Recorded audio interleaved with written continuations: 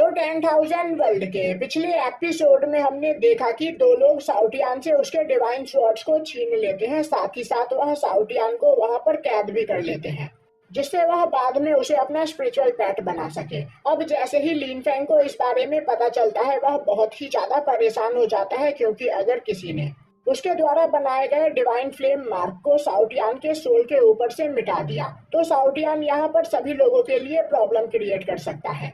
अब लिन फैंग को परेशान होते हुए देखकर मिस यांग उसे शांत करते हुए बोलती है, तुम्हें परेशान होने की कोई जरूरत नहीं। मेरे यांग फैमिली के लोग तुम्हारे स्पिरिचुअल पैट को ढूंढने में तुम्हारी मदद करेंगे, तो फिर हमें पहले यांग फैमिली की ओर चलना चाहिए। और अब हमें दिखाया जाता है कि लिन फैंग मिस यांग के साथ यांग फैमिली में आ चुका होता है। वहीं पर अब वह देखता है कि यांग फैमिली के पूरे टेरिटरी को एक बहुत ही ज्यादा पावरफुल बैरियर से प्रोटेक्ट किया गया होता है।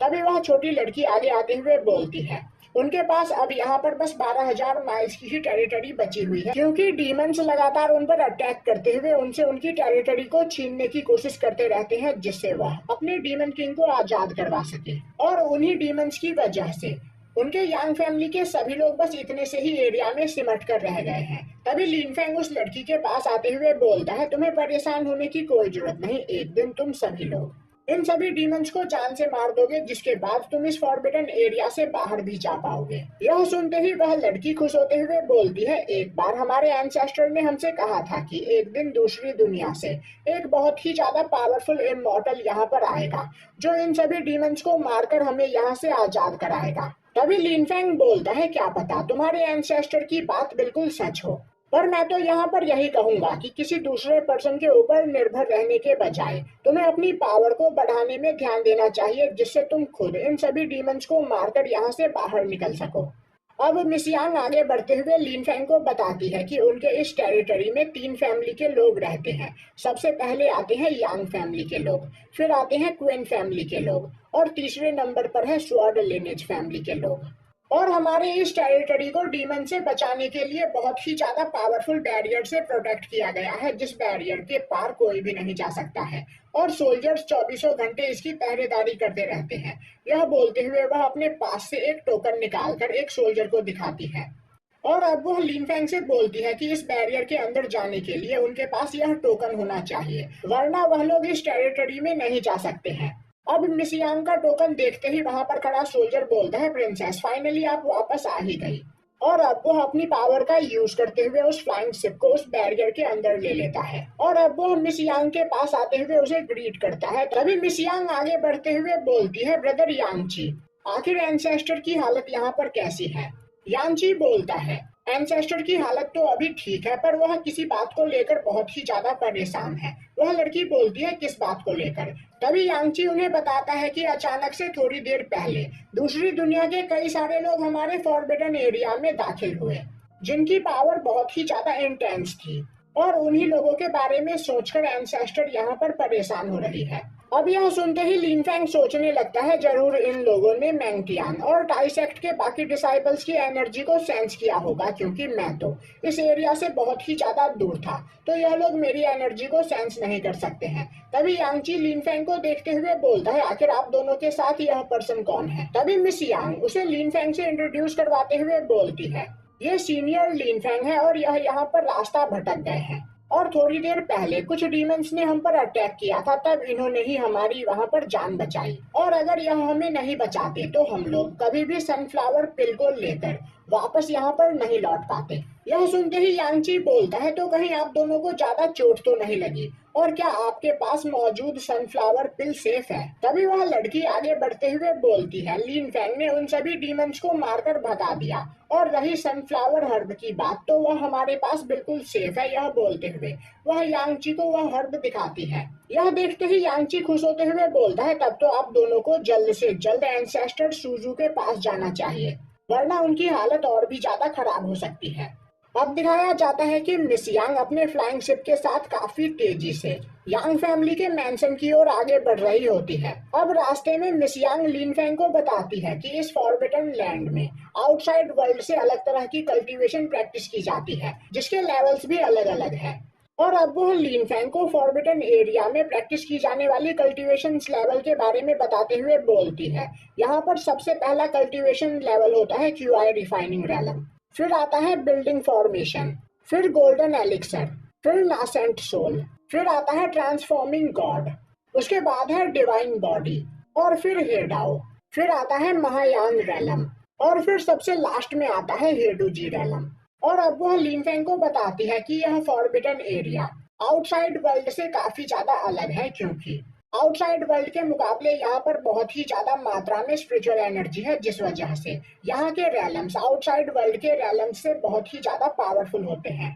और अब वह लिनफेंग से बोलती है, लिनफेंग तुम थोड़ी देर कोर्टयार्ड में हमारा इंतजार करो, हम पहले यहाँ पर एंसेस्टर को उनकी मेडिसिन देकर आते हैं, जिसके बाद हम तुम्हारे स्पिरिचुअल पेट को ढूंढने में तुम्हारी मदद करेंगे। लिनफेंग बोलता है, ठीक है, मुझे इससे कोई भी प्रॉब्लम नहीं है। वहीं पर वह सोच रहा होता है कि इस एरिया में रहने वाले तीनों क्लैन के लोग बहुत ही ज्यादा पावरफुल हैं, क्योंकि नॉर्मल कल्टीवेशन से इनकी कल्टीवेशन काफी ज्यादा अलग है, जिसमें यह अपनी बॉडी के अंदर काफी ज्यादा मात्रा में स्पिरिचुअल एनर्जी को एब्जॉर्ब कर पाते हैं। तो अगर यहाँ पर मुझे कोई पावरफुल अपोनेंट मिल गया तो मैं प्रॉब्लम में पड़ सकता हूँ, इसीलिए मुझे पहले डिवाइन लिक्विड का यूज करते हुए अपनी पावर को और भी ज्यादा बढ़ाना होगा, जिससे जिन भी लोगों ने साउटियान को कैद किया है मैं उनसे फाइट करके साउटियान को आजाद करवा सकूं। अब सीन शिफ्ट होता है और हमें दिखाया जाता है कि मिस यांग अपनी एंसेस्टर सूजू से मिलने के लिए आई हुई होती है। वहीं पर एक जगह पर बैठी एंसेस्टर सूजू कल्टीवेशन कर रही होती है, और अब वह मिस यांग को देखते हुए बोलती है, तो फाइनली तुम वापस आ ही गई। तभी वह छोटी लड़की आगे बढ़ते हुए बोलती है, एंसेस्टर हम यहाँ पर आपके लिए सनफ्लावर मेडिसिन लेकर आए हैं, जिसे एब्जॉर्ब करके आप अपनी बॉडी के अंदर बढ़ती हुई डार्क एनर्जी को कंट्रोल कर सकती हो। अब सूजू उस सनफ्लावर हर्ब को देखते हुए बोलती है, इस हर्ब को रिफाइन करने के बाद मेरे बॉडी के अंदर मौजूद इवल स्पिरिट यहाँ पर शांत हो जाएगी, जिसके बाद मैं उसके ऊपर कंट्रोल कर पाऊंगी। तो तुम दोनों ने सच में काफी अच्छा काम किया। यह बोलते हुए वह उस सनफ्लावर हर्ब को रिफाइन करते हुए उसे अपने अंदर एब्जॉर्ब करने लगती है। तभी अचानक से सूजू के सोल सी के अंदर कैद डीमन हंसते हुए बोलता है, तुम्हें क्या लग रहा है तुम कितने दिनों तक मुझे अपनी बॉडी के अंदर कैद करके रख पाओगी? टाइम आ गया है, अब यहाँ पर मैं आजाद होने वाला हूँ और जल्द ही मैं तुम्हारी बॉडी के ऊपर कंट्रोल कर दूंगा, जिसके बाद पूरे यूनिवर्स पर हम डीमंस का कब्जा होगा। तभी सूजू अपने पास से एक फ्लेम फर्नेस बाहर निकालते हुए उस डीमन की पावर को कंप्रेस करने की कोशिश करती है। तभी वह डीमन हंसते हुए बोलता है, सूजू क्या तुम्हें सच में लग रहा है कि तुम मुझे यहाँ पर रोक सकती हो? तुम्हारी बॉडी यहाँ पर पहले से काफी ज्यादा कमजोर हो चुकी है, तो जल्द ही मैं तुम्हारी सोल को डिस्ट्रॉय करने के बाद तुम्हारी बॉडी पर कब्जा कर लूंगा। यह बोलते हुए वह सूजू के सोल के ऊपर लगातार अटैक करते हुए उसे घायल करने लगता है। तभी सूजू अपने पास से एक ट्रेजर को बाहर निकालते हुए अपने सोल सी के अंदर मौजूद उस डीमन के ऊपर अटैक करने की कोशिश करती है, पर तभी वह डीमन अपने द्वारा बनाए गए एक अंडे के अंदर घुस जाता है, और अब वो हंसते हुए बोलने लगता है, जैसे ही मेरी पूरी पावर रिकवर हो जाएगी मैं इस एग के अंदर से निकलकर बाहर आऊंगा और तुम्हारी सोल को डिस्ट्रॉय कर दूंगा। यह सुनते ही सूजू उस ट्रेजर से उस एग को डिस्ट्रॉय करने की कोशिश करती है, पर काफी पावरफुल अटैक करने के बावजूद वह उस एग का कुछ नहीं बिगाड़ पाती है। इसीलिए अब वो अपने फ्लेम फर्नेस के साथ सनफ्लावर हर्ब की पावर को मर्ज करते हुए उस एग को वहां पर दोबारा से सील कर देती है। पर यह सब कुछ करने के बाद उसकी हालत काफी ज्यादा खराब हो जाती है, जो देखते ही मिस यांग भागते हुए उसके पास आती है और अब वह उसे संभालते हुए बोलती है, एंसेस्टर आखिर यहाँ पर चल क्या रहा है? आप हमें साफ साफ क्यों नहीं बताती हो? अब एंसेस्टर मिस यांग को बताती है कि आज से 1 लाख साल पहले यहाँ पर जो डीमंस के साथ उनकी फाइट हुई थी, उस फाइट में वह एक यांग क्विन नाम के डीमन के साथ फाइट कर रही थी और उसने डीमन यांग क्विन को फाइट में हरा दिया था। पर मरने से पहले डीमन क्वीन यू ने अपने सोल को सूजू की बॉडी के अंदर ट्रांसफर कर दिया और वह धीरे धीरे सूजू की सोल एनर्जी को अपने अंदर एब्जॉर्ब करते हुए अपने लिए एक नई बॉडी बनाने लगा। और जब तक सूजू को इस बारे में पता चलता तब तक काफी देर हो चुकी थी, क्योंकि डीमन क्वीन यू तब तक एक एग बना चुका था। इसीलिए सूजू ने अपनी पावर का यूज करते हुए उस एग को अपने सोल सी के अंदर ही कैद कर दिया। पर अब यहाँ पर सूजू की बॉडी धीरे धीरे टाइम के साथ कमजोर होती चली जा रही है और अभी उस डीमन एग के टूटने में काफी टाइम बाकी है। इस मौके का फायदा उठाते हुए डीमन क्वीन यू सुजू की सोल को डिस्ट्रॉय करके उसकी बॉडी के ऊपर कब्जा कर लेना चाहता है, पर उसने जैसे तैसे करके क्वीन यू को अपने सोल सी के अंदर कैद करके रख रखा है। तभी वह छोटी लड़की आगे बढ़ते हुए बोलती है, तो एंसेस्टर, क्या हम किसी तरीके का यूज करते हुए क्वीन यू को आपके सोल सी से बाहर नहीं निकाल सकते हैं? सुजू बोलती है, नहीं, यह करने का कोई भी तरीका नहीं है। बस हमें यहाँ पर भविष्यवाणी के हिसाब से उस इमॉर्टल के यहाँ पर आने का इंतजार करना है, क्योंकि वह इमॉर्टल सभी डीमंस को मारने के बाद हमें आजाद करवाएगा। और अगर टाइम रहते वह इमॉर्टल यहाँ पर नहीं आ पाया, तो डीमन क्वीन यू मुझे मारकर या तो मेरी बॉडी के ऊपर कब्जा कर लेगा, या फिर वह अपनी नई बॉडी के साथ एक नए डीमन किंग के रूप में हमारी यंग फैमिली को डिस्ट्रॉय करके पूरे यूनिवर्स के ऊपर कब्जा करने की कोशिश करेगा। यह सुनते ही वह लड़की परेशान हो जाती है और बोलने लगती है, एंसेस्टर, क्या आपको सच में लगता है कि वह इमॉर्टल यहाँ पर आने वाला है? क्योंकि पिछले 70,000 सालों से हमारी यंग फैमिली यहाँ पर कैद है। पर एंसेस्टर सुजू बिना कुछ बोले वहाँ पर दोबारा से अपनी कल्टीवेशन करने लगती है। दूसरी ओर हमें उस ओल्ड मैन को दिखाया जाता है जिसने साउटियान से उसके डिवाइन स्वॉर्ड्स को छीन लिया होता है। वह एक जगह पर बैठकर उन सभी डिवाइन स्वॉर्ड्स के ऊपर कंट्रोल करने की कोशिश कर रहा होता है, पर काफी ज्यादा कोशिश करने के बाद भी वह उन डिवाइन स्वॉर्ड्स के ऊपर कंट्रोल नहीं कर पाता है। तभी डिवाइन ड्रैगन बाहर आते हुए बोलता है, बेवकूफ ओल्ड मैन, तुझे क्या लग रहा है तू इतनी आसानी से मुझे कंट्रोल कर सकता है? चाहे कुछ भी क्यों ना हो जाए, हम में से कोई भी तुझे अपना मास्टर नहीं मानेगा। यह सुनते ही वह ओल्ड मैन गुस्से में एक तिलिस्मन का यूज करते हुए डिवाइन ड्रैगन के सोल को वहां पर टॉर्चर करने लगता है। यह देखते ही डिवाइन ड्रैगन चिल्लाते हुए बोलता है, तू बस देखता जा, जैसे ही मेरे असली स्वॉर्ड मास्टर को इस बारे में पता चलेगा वह तुझे काफी दर्दनाक मौत देंगे। यह सुनते ही वह ओल्ड मैन हंसते हुए बोलता है, मैं यहाँ पर इतना ज्यादा पावरफुल हूँ कि रियल गॉड्स के अलावा मेरा कोई भी कुछ भी नहीं बिगाड़ सकता है।